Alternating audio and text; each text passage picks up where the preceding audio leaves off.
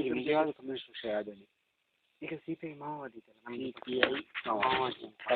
CPI ಮಾವೋವಾದಿ ಎಲ್ಲ ಹೊರಟು ಹೋಗಿ ಅವರು ಏನಂದರೆ, ಈಗ ನಾವು ಯಾವುದೇ ರಾಜಿ ಮಾಡಲ್ಲ, ರಾಜಿಗೆ ಹೋಗಲ್ಲ, ಯಾವುದೇ ಪಕ್ಷದ ಜೊತೆಗೆ ಆಗ್ಬೋದು ಅಥವಾ ಈ ವ್ಯವಸ್ಥೆ ಇಲ್ಲ, ಈಗ ಇರುವಂಥ ವ್ಯವಸ್ಥೆ ಜೊತೆಗೆ ರಾಜಿಗೆ ಹೋಗಲ್ಲ.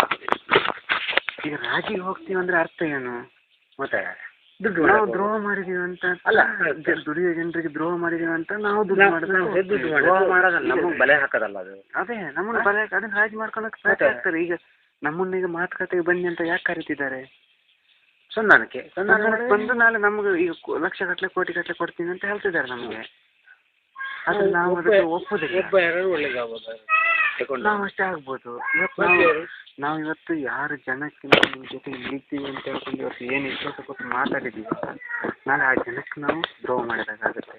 ಮತ್ತೆ ಆದರೆ ನಾವು ಅದನ್ನು ಮಾಡೋದಿಲ್ಲ. ನಮ್ಮ ಪಕ್ಷವಾಗಿ ನಾವು ಮಾಡೋದಿಲ್ಲ, ಕೆಲವು ವ್ಯಕ್ತಿಗಳು ಮಾಡ್ಬೋದು ಪಕ್ಷದಲ್ಲಿ ಇರೋಂಥವ್ರು ಕೂಡ. ಈಗ CPMನವರೆಲ್ಲ ಕೂಡ ಅವ್ರು ಹೋದ್ರು ರಾಜಿ ಮಾಡಿಕೊಂಡು ಈಗ ಹೊರಗಡೆ ಹೋಗಿ ಪಕ್ಷ ಕಟ್ಕೊಂಡು ಮಾಡ್ತಿದ್ದಾರೆ. ಆದರೆ ಅವ್ರು ನಿಜವಾಗಿ ಕ್ರಾಂತಿ ಮಾಡೋದಿಲ್ಲ. ಅವರಿಗೆ ಎಲೆಕ್ಷನ್ಗೆ ಹೋಗಿದ್ದಾರೆ. ಎಲೆಕ್ಷನ್ ಮೂಲಕನೇ ಈ ವ್ಯವಸ್ಥೆಯನ್ನು ಬದಲಾಯಿಸ್ಬೋದು ಅಂತ ಹೇಳ್ತಿದ್ದಾರೆ. ಆದರೆ ಸಾಧ್ಯನಾ?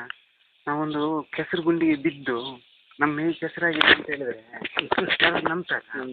ನಮಗೆ ಸಾಧ್ಯ ಇಲ್ಲ. ನಾವು ಎಲೆಕ್ಷನ್ ವ್ಯವಸ್ಥೆನೇ ಒಂದು ಕೊಚ್ಚಗುಂಡಿ ಅಂತ ಹೇಳ್ತೀವಿ ನಾವು.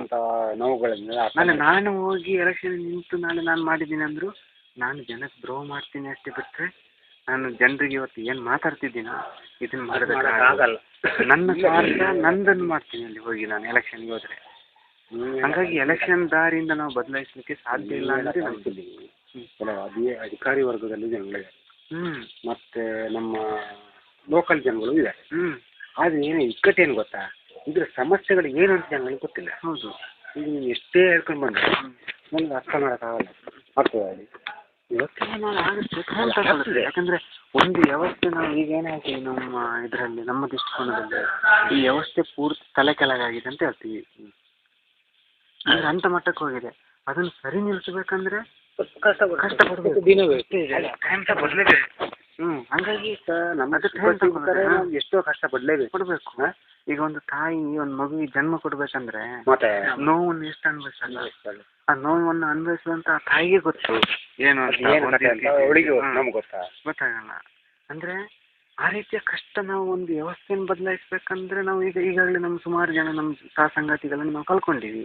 ಈದಲ್ಲಿ ಆಜಿಮ ಪಾರ್ವತಿ ಇರ್ಬೋದು, ಈಗ 10-16 ಜನ ನಾವು ಕಳ್ಕೊಂಡಿವಿ. ಹೌದು, ಒಂದು ವ್ಯವಸ್ಥೆಯನ್ನು ಬದಲಾಯಿಸ್ಬೇಕಂದ್ರೆ ಇವತ್ತು ಒಂದನ್ನು ಕಳ್ಕೊಳ್ಳದೆ ಒಂದನ್ನು ಪಡ್ಕೊಳ್ಳೋಕೆ ಸಾಧ್ಯನೇ ಇಲ್ಲ. ಸರ್ಕಾರನೇ ಡಿಪಾರ್ಟ್ಮೆಂಟ್ ಸಂಬಳ ಕೊಟ್ಟು ನನಗೆ ಜಾಬ್ ಕೊಡ್ತೀನಿ ಅಂತ ಹೇಳಿದ್ರು ಕಳ್ಕೊಂತಾರೆ. ಮಾಡ್ತೀರಿ ಹೇಳೋದಿಲ್ಲ. ಒಂದು ಪ್ರಶ್ನೆ ನಾನು ಕೇಳಿ ನಿಮ್ಮ ಹತ್ರ, ನಿಮ್ಗೆ ಇಷ್ಟೆಲ್ಲ ಕಷ್ಟಪಡ್ತೀರಿ, ನಿಮಗೆ ನೇರವಾಗಿ ಇಷ್ಟು ಖರ್ಚು ವೆಚ್ಚದ ಬಗ್ಗೆ ಮತ್ತೆ ಸಲಕರಣೆ ಎಲ್ಲದೂ ನಂಗೆ ಗೊತ್ತದು. ಅದಕ್ಕೆ ಯಾರು ನಿಮ್ಮಿಂದನೇ ಮಾಡ್ತಿದ್ದಾರ? ಇಲ್ಲ, ಎಲ್ಲ ಜನ ಅಲ್ಲ, ಹಂಗಲ್ಲ, ನಿಮ್ಮ ಮೇಲಿಂದನೇ ಬರ್ಬೋದು. ಮೇಲಿಂದಂದ್ರೆ ಮೇಲಿಂದ ಎಲ್ಲಿ ಬರೋಕ್ಕೆ ಸಾಧ್ಯ ಇಲ್ಲ, ನಮ್ಮ ಮೂಲ ಇಲ್ಲಲ್ಲ. ಮಾಡ್ತಾರೆ ಹಣಕಾಸಿನ ಮೂಲ ಮೇಲಿಲ್ಲ. ಮೇಲೆಗೆ ಈಗ ಏನು ಒಂದು ಸ್ಕ್ವಾಡ್ ಇದೆ ಅಂದರೆ ಆ ಸ್ಕ್ವಾಡಲ್ಲಿ ಜನ ಈಗ ನಮ್ಮ ಹೋರಾಟ ಜಾಸ್ತಿ ಇರುವ ಕಡೆ ಈ ಛತ್ತೀಸ್ಗಢ, ಲಾಲ್ಗಾಡು, ಪಶ್ಚಿಮ ಬಂಗಾಳದಲ್ಲಿ ಎಲ್ಲ ಅಲ್ಲಿ ಇವಾಗ ನಾವು ಲಕ್ಷಾಂತರ ಎಕರೆ ಭೂಮಿನ ಹಂಚಿದ್ದೀವಿ ಜನಕ್ಕೆ. ಅಲ್ಲಿ ಒಂದು ಕಾಲದಲ್ಲಿ ಈ ಬೀದಿ ಎಲೆ ಇದೆಯಲ್ಲ, ಅದಕ್ಕೆ